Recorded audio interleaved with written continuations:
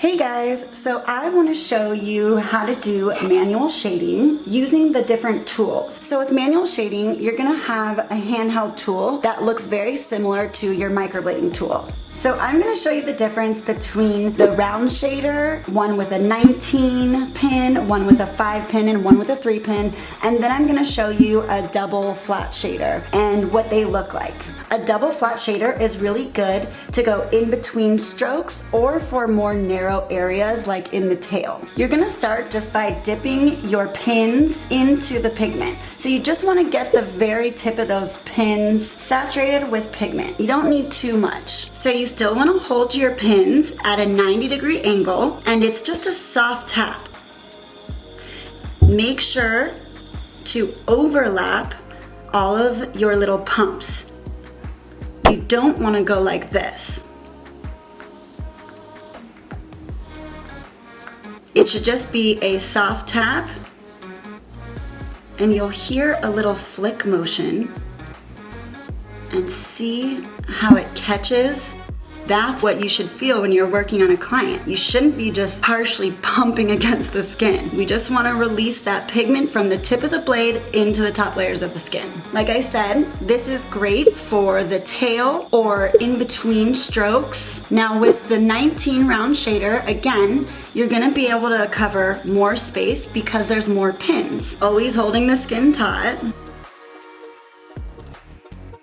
Overlapping all of those little pumps so that you get a smooth, soft, powdery look. My suggestion is to wipe away that pigment before adding more shading because you can always add more.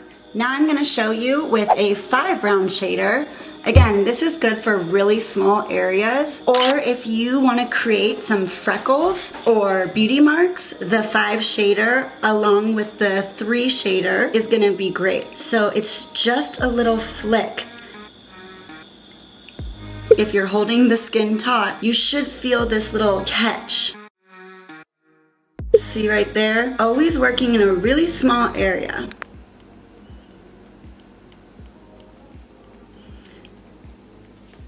Now I'm going to show you a 3 pin.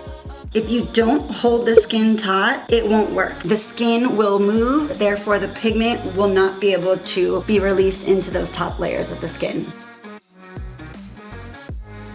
Let's take a look at the difference in these different needle configurations. We have the double shader, those two, and even here we have the 18 round pin, the 5 round pin, and the 3 round pin. Now if I were to just show you what this needle configuration looks like if I just do one little pump of the blade, so I'm going to do one for each. You can clearly see here you have the double shader, then we have the 19 bunch shader, so it's in a circle, and those pins are so small it's very hard to see, but that would be good for the body of the brow. And then these two are those really small shaders. We have the 5 shader, and then we have the 3 bunch shader.